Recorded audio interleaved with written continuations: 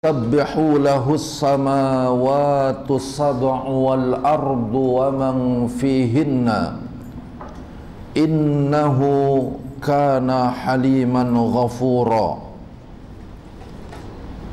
Asyhadu an la ilaha illallah wahdahu la syarika lah wa man yusyrik billahi faqad iftara ithman 'azima. Wa asyhadu anna Muhammadan abduhu wa rasuluh arsalahu Allahu bil huda wal haqqi basyiran wa nadhira wa da'iyan ila Allahi wa sirajan munira. Sallallahu alaihi wa ala alihi wa ashabihi wa sallama tasliman katsira. Ayyuhal ahibbah, alhamdulillah, kita panjatkan puja puji syukur kehadirat Allah Subhanahu wa taala di pagi hari yang berbahagia ini. Ia masih dapat memberikan kenikmatan iman wal Islam, nikmat sihah wal afiyah, sehingga kita dapat kembali menunaikan ibadah salat subuh berjamaah dengan harapan apa yang kita kerjakan semoga diterima oleh Allah Subhanahu wa taala. Dan alhamdulillah, pada hari ini kita memasuki ibadah Siyam Ramadan, memasuki hari yang ke-12. Tentunya dari Siyam dan Qiyam yang kita laksanakan, yang kita kerjakan, semakin bertambah iman, semakin bertambah pahala, bahkan semakin diampuni dosa. Karena ada dua lafaz hadis yang dikeluarkan oleh Abu Hurairah radhiyallahu anhu dan diriwayatkan oleh Imam Al-Bukhari wa Muslim dengan dua lafaz hadis yang mengikuti siyaqul kalam, susunan kalimat yang sama, hanya dua lafaz yang berbeda. Tetapi maksud hadis ini seolah-olah Nabi khususkan hanya pada bulan Ramadan. Di mana lafadznya?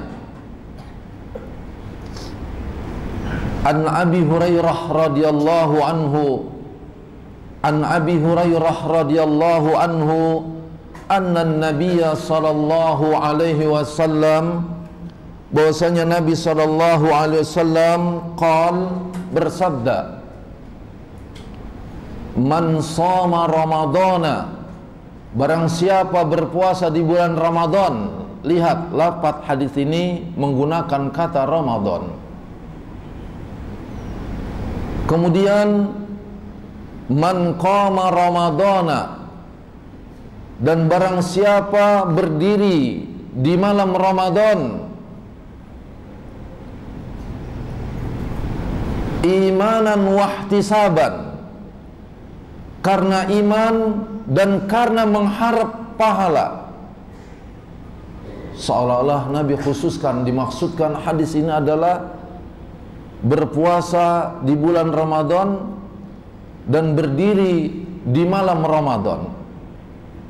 Imanan wahtisaban, karena iman dan karena mengharap pahala. Sama-sama di akhir hadis ini, ghufira lahu, diampuni baginya, ma taqaddama min dambih, apa-apa yang ia telah perbuat dari dosa-dosanya.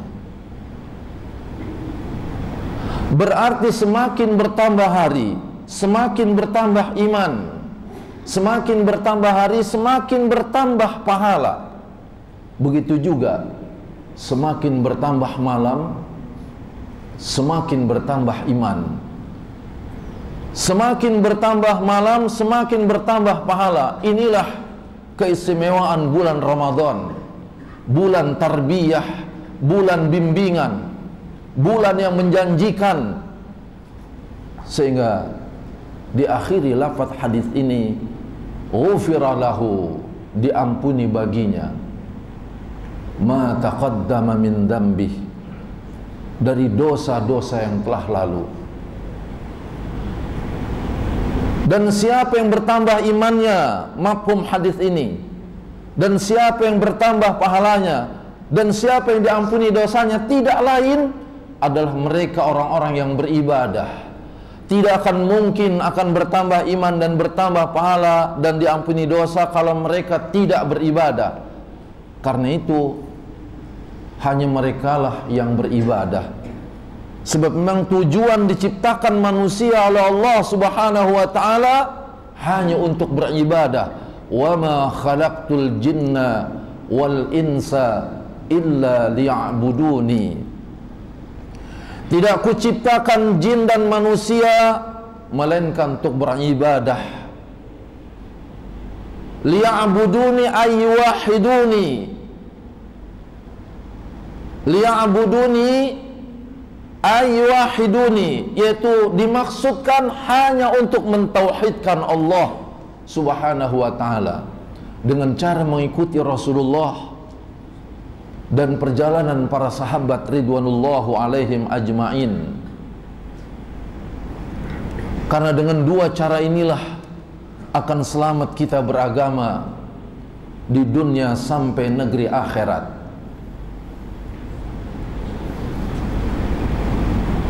Maka itu tidak lagi hanya sekedar 10 malam awal, 10 malam akhir pun semakin bertambah banyak. Oleh sebab itu pahamilah hadis ini. Setiap kita berpuasa, jadikan karena iman, jadikan karena mengharap pahala, jadikan karena ingin diampuni dosa-dosa kita. Begitu juga berdiri di malam Ramadannya. Saya ulang sekali lagi, tidak hanya sekedar 10 malam awal, 10 malam akhir pun kita semakin bertambah semangat. Karena di sana ada satu malam yang menjanjikan, yaitu malam Lailatul Qadar, di 10 malam terakhir. Karena keistimewaan Ramadan, keutamaannya 10 malam akhir. Sedangkan di bulan Dzulhijjah, keutamaannya 10 hari awal. Baca di Kitabul Haji Riyadhus Shalihin oleh Al-Imam An-Nawawi rahimahullah. Kalau bulan Dzulhijjah adalah keutamaannya 10 hari awal, yang apabila kita beramal dengan amalan yang saleh, ahabbu ilallah, sangat Allah cintai, min hadhil ayyam, dari hari-hari itu. Sampai sahabat bertanya, walal jihadu fi sabilillah, meskipun jihad di jalan Allah wahai Rasulullah? Qal, Nabi yang mulia menjawab, walal jihadu fi sabilillah, meskipun jihad di jalan Allah, masih Allah lebih sukai seorang beramal dengan amalan yang saleh dibanding dia berjihad di jalan Allah. Kecuali kalau hari itu ada peperangan melawan orang kufar minal kafir secara fisik, kita tidak boleh keluar dari jihad. Maka itu Nabi mengatakan, illa rajulun, kecuali seseorang kharaja binafsihi wa malihi, ia telah keluar dengan dirinya, ia telah keluar dengan hartanya, falam yarji, dan ia tidak kembali, bidzalika syai', dengan sesuatu apapun, pulang cuma dengan nama, tidak dengan harta dan tidak dengan jiwa. barulah itu amalan yang paling puncak. Sehingga kalau dia mati di medan pertempuran melawan orang kufar minal kafir secara fisik, meninggallah dia di sana, itulah satu amalan yang paling mulia. Bahkan dia dapat memberikan syafaat dari 70 keluarga selama keluarganya tidak kafir dan tidak musyrik, dengan keutamaan dirinya yang meninggal di medan pertempuran. Itulah keutamaan 10 hari awal di bulan Dzulhijjah. Tapi lihat siyaqul kalam ini, dimaksudkan apakah Islam itu menampilkan peperangan? Tidak, menampilkan dakwah. Dan dakwah itu dengan beramal, dengan amalan yang saleh. Karena perang tidak nikmat. Yang nikmat itu adalah damai. Karena tujuan diciptakan manusia di permukaan bumi ini bukan untuk perang, tapi untuk beribadah kepada Allah dengan menunjukkan amalan-amalan yang saleh. Karena itu Islam adalah saleh dan muslih, baik dan memperbaiki. Pantaslah kalau Islam dikatakan al-Islamu ya'lu, Islam itu tinggi, wala yu'la, dan tidak ada yang dapat menandingi ketinggian Islam.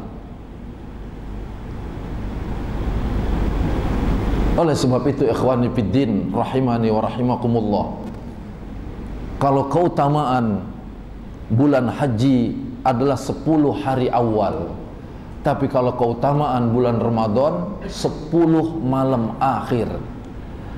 Maka itu kalau kita berdiri karena iman, berpuasa karena iman, karena mengharap pahala, pasti kita akan diampuni dosa-dosa kita. Dan bukan semakin surut kita beramal, tetapi makin syarat beramalnya, makin penuh. Lebih-lebih ketika masuki bulan Syawal, yaitu kata para ulama bulan peningkatan. Maka itu ditarbiyah oleh Nabi kita Muhammad SAW. Bagaimana 10 terakhir di kitab Bulughul Maram min Adillatil Ahkam, beliau Nabi kita Muhammad SAW di babul i'tikaf, sejak hari 20 mulailah beliau mempersiapkan diri untuk menghadapi malam 21. Karena di 10 malam terakhir beliau sabdakan di kitabus Siyam atau di kitab Majlis Syahri Ramadan, yang Nabi mengatakan ahyal lail, ia hidupkan malam, wa aiqadha ahlahu, dan ia bangunkan keluarganya. Dalam bahasa Arab, kalau dikatakan wa aiqadha ahlahu, prinsipnya adalah bangun dan membangunkan. Membangunkan keluarganya. Lihat, keluarga dalam bahasa Arab maknanya bisa bermakna keluarga, itu kata ahlu. Wa aiqadha ahlahu, ia bangunkan keluarganya, bisa bermakna masyarakat dan bisa bermakna penduduk, itu kata ahli. Wa aiqadha ahlahu, ia bangunkan keluarganya. Maka siapa yang bangun dan membangunkan, siapa yang bangun dan membangunkan, maka akhirnya bangunlah semuanya. Seolah-olah mengandung kandungan, jangan bangun tapi tidak membangunkan. Jangan, bangun dan membangunkan. Karena Allah Subhanahu wa ta'ala berfirman, wa ta'awanu 'alal birri wat taqwa, tolong menolonglah kalian atas perbuatan baik dan jalan menuju takwa. Maka itu bangun dan membangunkan.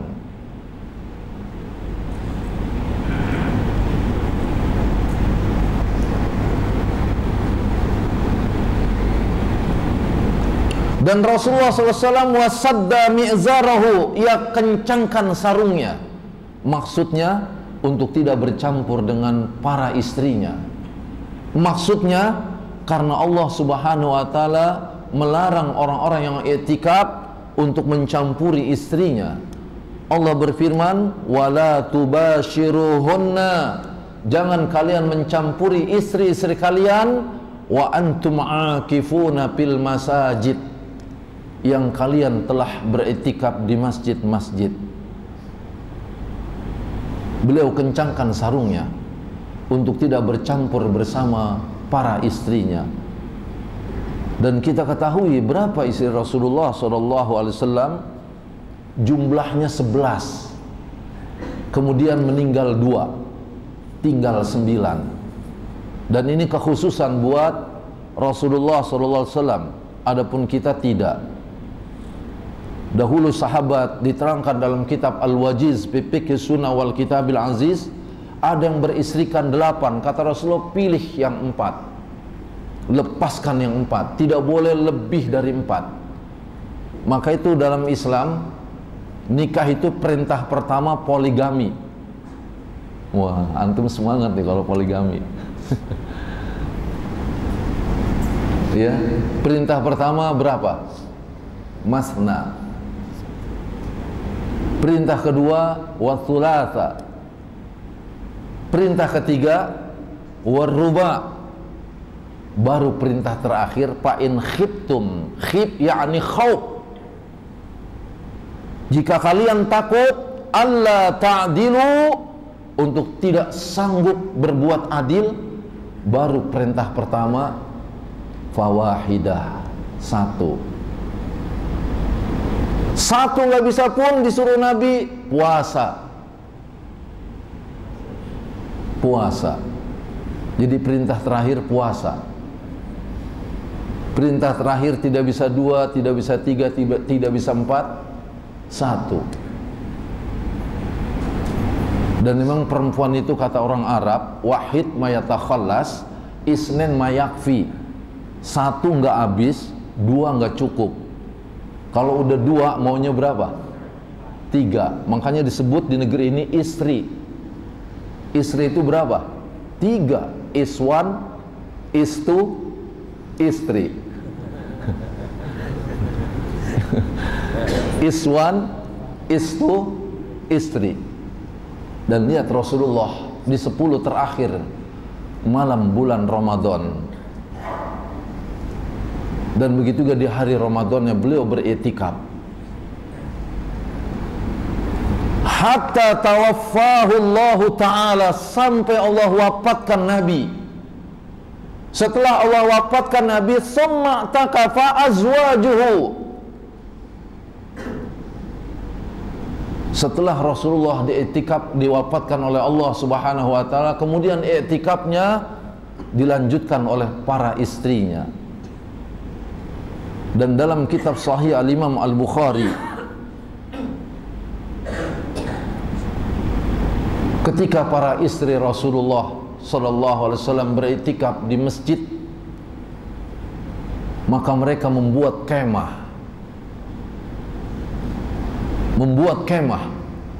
Sehingga apabila mereka dalam mengisi iktikaf, membaca Al-Quran misalnya, membaca salawat atas Nabi, berzikir-zikir yang diajarkan Nabi, atau seperti kita misalnya mengadakan diskusi Islamiyah, menghadirkan para asatidzah untuk membahas satu kitab, apakah kitab besar atau kitab-kitab kecil, disebut kutaibah.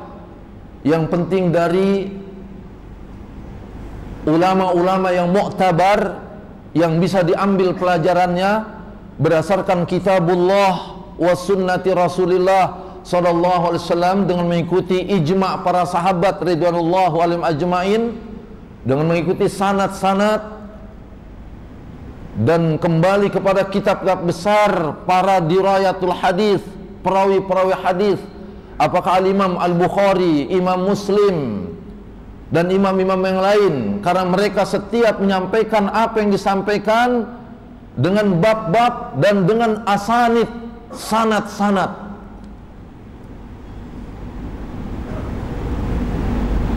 Itulah yang perlu diadakan dalam i'tikaf. Sehingga para istri Nabi, kalau mereka sudah lelah, capek dalam mengisi i'tikaf, mereka tidur di balik kemah hingga tidak terlihat oleh jamaah laki-laki.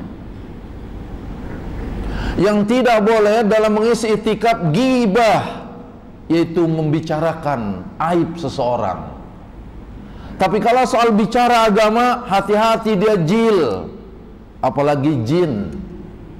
Sekarang lagi ngetren nih jin, katanya jaringan Islam Nusantara,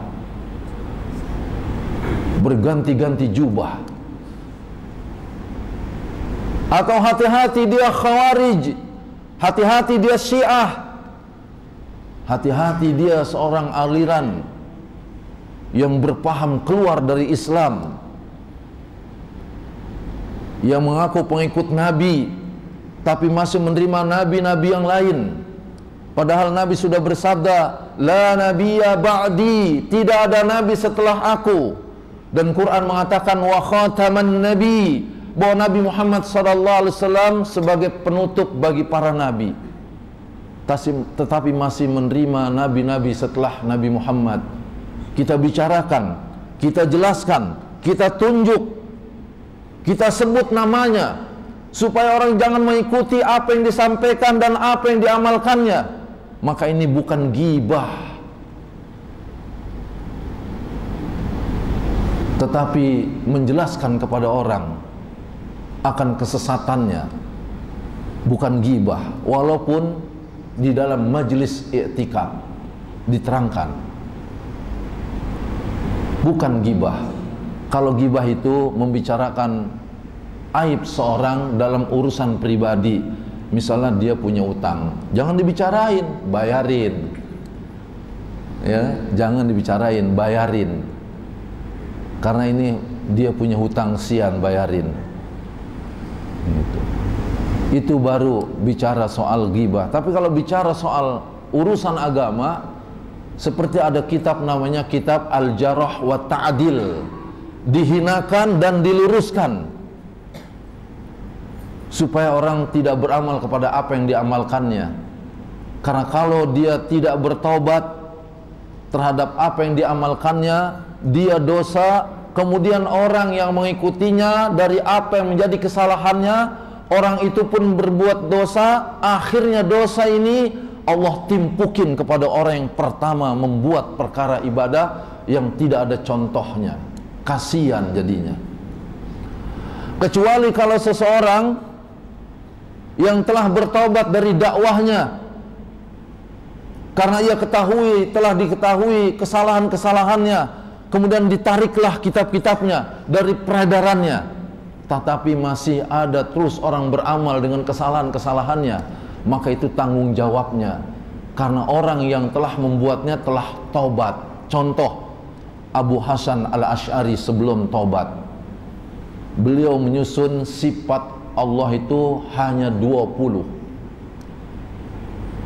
Mengawali kata-katanya dengan apa yang diciptakannya.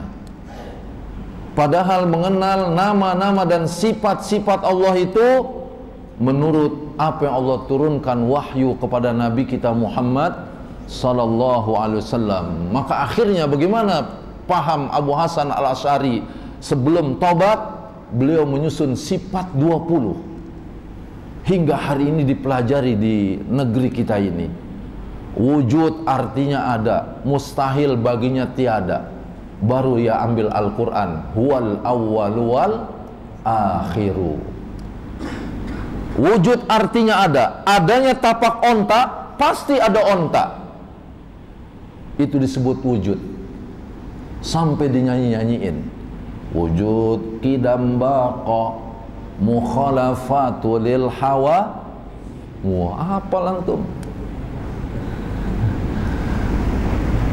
Sampai hanya 20. Seolah-olah yang 79 kemana?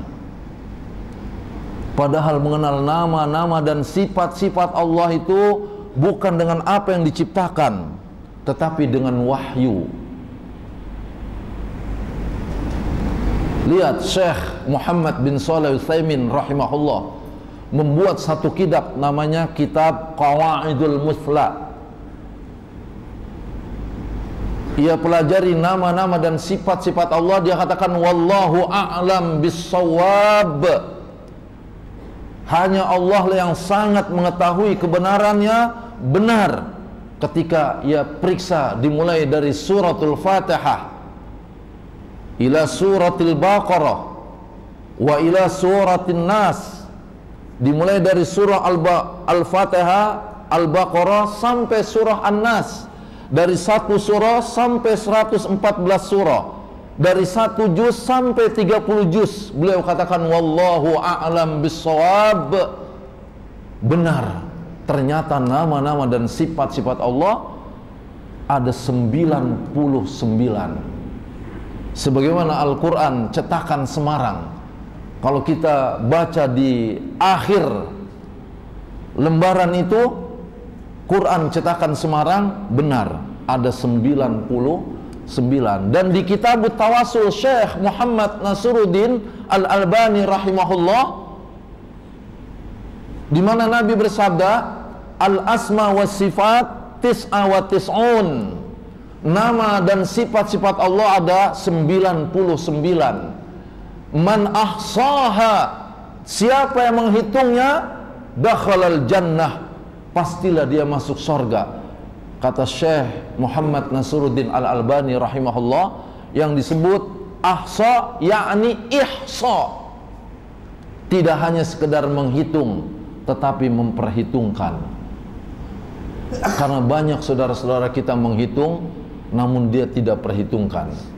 Menghitung Allah sebagai razak, razak, pemberi rizki, tetapi masih minta dalam doa-doa permohonan kepada selain Allah. Padahal Allah itu razak, mestinya dihitung. Urzukni, berilah aku rizki, karena Allah maha pemberi rizki. Jadi ahsa yaitu ihsa. Di kitab Tawassul Syekh Muhammad Nasiruddin Al-Albani rahimahullah. Tapi dalam kitab Sifat 20, lihat cuma 20, 79-nya kemana? Padahal ada hadis lagi, tidak hanya sekedar 99. Yang 99 itu yang wajib diketahui dan dihitung, sehingga menghitungnya pasti masuk surga. Namun ada hadis lain lagi yang tersembunyi, nama dan sifat Allah. Tapi di sifat 20 cuma 20. Dan akhirnya Abu Hasan Al-Asy'ari taubatlah, hingga beliau menyusun nama kitabnya Al-Ibanah an Usuli Diyanah, kitab putihnya Abu Hasan Al-Asy'ari. Nah, inilah yang dimaksud ikhwani fiddin rahimani wa rahimakumullah. Kesalahan dalam dakwah akan lebih berbahaya daripada kesalahan buat rumah. Karena kalau salah buat rumah, salah di pintu, tidak lari ke jendela. Tapi kalau salah dakwah, menyebarlah kesalahan itu, yang akhirnya orang-orang menganggap benar. Syukur-syukur kita mengetahui akan kesalahan itu dan kita tarik dari peredaran kitab itu. Tapi masih ada yang tidak tertarik dan beredar terus. Maka itu wajiblah kita menuntut ilmu. Dan ilmu itu yang dimaksud qala Allah, qala Rasul, wa qala sahabah. Dan ilmu itu dengan sanad dan riwayat. Karena kalau tidak ada sanad, tidak ada riwayat, bisa-bisalah qala man syaa ma syaa. Pasti apa yang dia katakan, apa yang dia kehendaki, sekehendak dia. La qala man syaa ma syaa. Karena itu beragama dengan sanad, dengan riwayat. Lihat, adanya i'tikaf itu hanya pada masa 10 terakhir bulan Ramadan. Selain 10 terakhir bulan Ramadan tidak ada i'tikaf. Karena Nabi menyatakan, kata Aisyah radhiyallahu anha, kana Nabi sallallahu alaihi wasallam ya'takifu ashra awakhir min Ramadan. hatta tawaffahu Allahu ta'ala summa takafa azwajuhu min ba'dihi, rawahul Bukhari wa Muslim. Kecuali tahun kewafatan, tahun beliau akan meninggal dunia, beliau beritikaf isyrina yauman, 20 hari. Seolah-olah hadis ini mengandung kekhususan buat beliau. Di tahun kewafatan beliau beritikaf 20 hari. Beritikaf itu artinya berdiam diri. Kalau kita mungkin tidak sanggup, tidak, ya ini seperti Nabi, belum sanggup, bukan tidak sanggup, karena kita terbentur dengan pekerjaan, dengan dinas, atau usaha-usaha lainnya. Kita ingin seperti Nabi tapi tidak bisa. Maka kembali kepada hadis Nabi SAW, fa idza amartukum bisyai'in, bila ku perintahkan kalian untuk melaksanakan segala sesuatu, fa'tu minhu mastata'tum, laksanakanlah berdasarkan kemampuan. Dan begitu juga Allah berfirman, la yukallifullahu nafsan illa wus'aha. Allah tidak bebani diri seseorang melainkan dengan kesanggupannya. Maka itu hidupkanlah sunnah i'tikaf. Walaupun kita tidak bisa optimal seperti Nabi SAW, sejak malam 10 awal sampai terakhir bulan Ramadan. Saya ikuti kajian bahasan ilmiah beberapa tahun yang lalu oleh Ustadz Abdul Hakim bin Amir bin Abdad hafidhahullah. Beliau ketengahkan sebuah pendapat, kalau memang kita sanggupnya hanya 1 jam, niatlah dengan 1 jam itu. Jangan keluar kecuali sudah 1 jam. Seolah-olah kalau kita ada waktu 2 jam, ya 2 jam. Jangan keluar kecuali sudah 2 jam. Seolah-olah mengandung isyarat, kalau kita bisa karena libur bisa 24 jam, ya sudah 24 jam. Oh, saya punya pulus dengan kelebihan rizki, saya ambil waktu beriktikaf di 10 terakhir dengan melaksanakan umroh. Karena siapa yang berumrah pada bulan Ramadan secara umum sama dengan berhaji bersama Nabi kita Muhammad sallallahu alaihi wasallam. Ia tinggalkan keluarganya, masyarakatnya, bangsa dan negerinya untuk beriktikaf di masjid yang ada pada pelaksanaan umrah di bulan Ramadan. Masya Allah, luar biasa ini. Kita hidupkan sunnah i'tikaf. Ada 1 jam, ya 1 jam. Ada 2 jam, ya 2 jam. Jangan keluar kecuali sudah 2 jam. Walaupun di perusahaan kita. Dan hidupkan malam harinya dengan beribadah. Karena Nabi bersabda, man qama lailatul qadri, siapa yang telah berdiri di malam Lailatul Qadar. Dan Lailatul Qadar itu adanya pada 10 terakhir bulan Ramadan. Yang Nabi bersabda, taharrau lailatul qadri fil witri asyra awakhir min Ramadan. Carilah oleh kalian malam Lailatul Qadar di malam ganjil pada 10 terakhir bulan Ramadan. Apakah malam 21, 23, 25, 27 dan 29? Dan pas subhanallah, para sahabat ridwanullahu alaihim ajmain, mereka ada yang dimimpikan di malam 27 Ramadan, dimimpikan mendapat malam Lailatul Qadar, dimimpikan. Kemudian mereka bertanya kepada Nabi, dan Nabi benarkan mimpinya.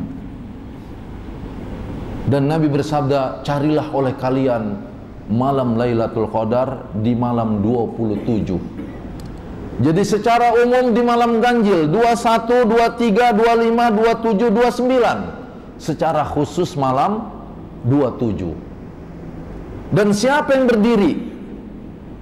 Man qama Lailatul Qadri imanan wahtisaban. Sama karena iman dan karena mengharap pahala. Ghufira lahu ma taqaddama min dzambih, diampuni baginya dari dosa-dosa yang telah lalu.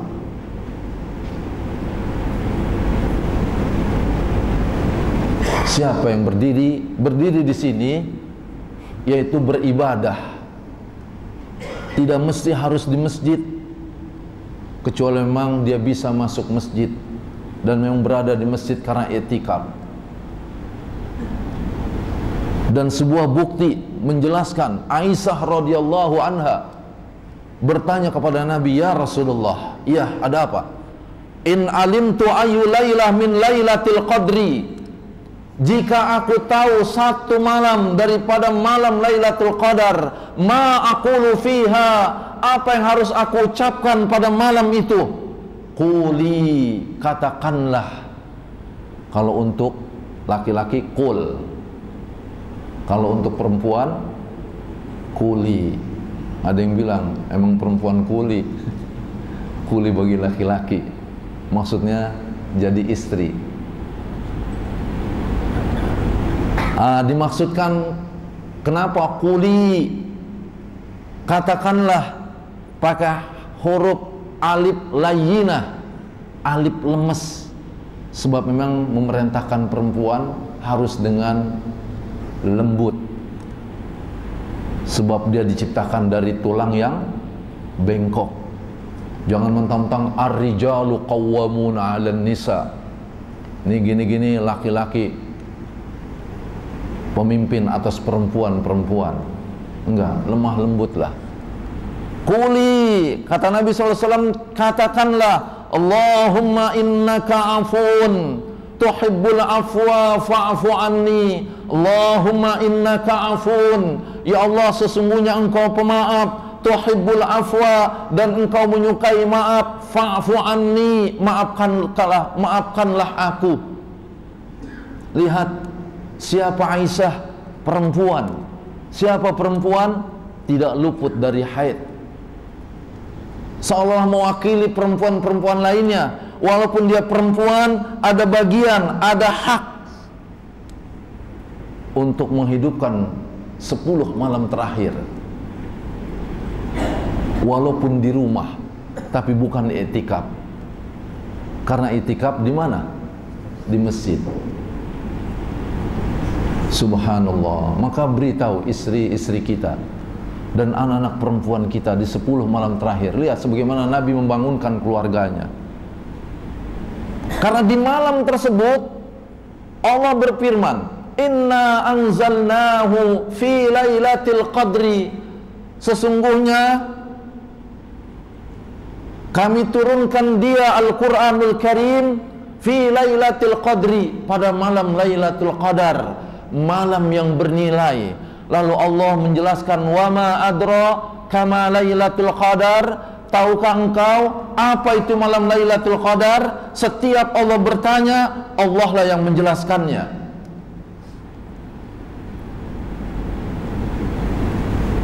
Apa yang Allah jelaskan? Lailatul Qadri khairun min alfi syahr. Malam Lailatul Qadar yaitu lebih baik daripada 1000 bulan. 1000 bulan sama dengan 83 tahun lebih. Sedangkan umur kita belum tentu sampai 1000 bulan. Tapi satu malam dari malam Lailatul Qadar masih lebih baik daripada 1000 bulan. Umur kita belum tentu sampai 1000 bulan. Makanya jangan hitung-hitung umur. Walaupun umur terhitung, hitung-hitunglah amal. Karena nggak ada perintah menghitung-hitung umur.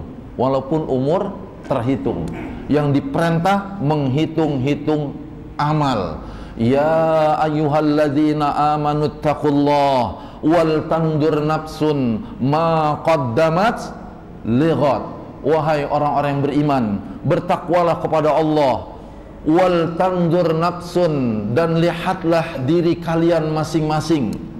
Ma qaddamat, apa yang ia telah perbuat, lighad, untuk hari esok, untuk hari kiamat, hari akhir di mana kita punya kehidupan, hari akhir di mana akhir tersebut lebih baik daripada kehidupan dunia ini. Karena hari tersebut dihisaplah amalan-amalan seorang hamba. Maka hari tersebut, kata para ulama, adalah hari-hari hisap. Kalau sekarang di dunia kita tidak dihisap, namun kitalah yang menghisap amalan-amalan kita. Sehingga Umar bin Khattab radhiyallahu anhu berkata, hasibu anfusakum qabla an tuhasabu, hitung-hitunglah diri kalian sebelum dihitung oleh Allah Subhanahu wa taala. Diri kalian, amal kalian, bukan umur kalian. Sampai umur diulang tahunin, nggak ada. Lihat puasa ini, apa yang Allah firmankan, ayyamam ma'dudat. Puasa itu beberapa hari yang telah ditentukan.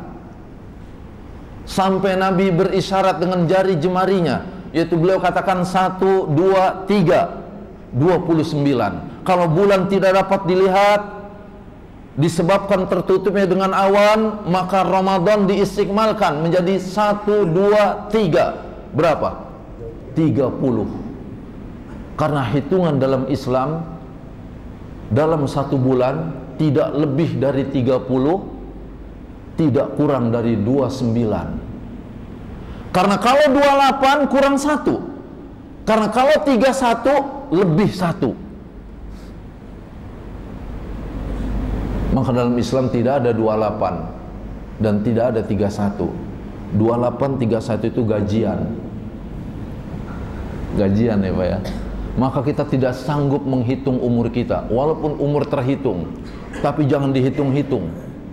Karena kita mengikuti Masehi, bukan kita mengikuti Hijriyah, bukan Masehi. Dan kita menghitung umur kita untuk beribadah.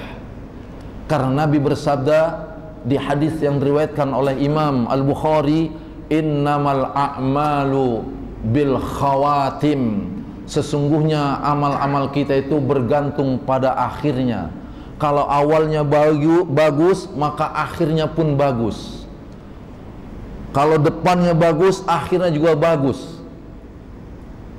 Diingatkan kita oleh Nabi, innamal a'malu bil khawatim.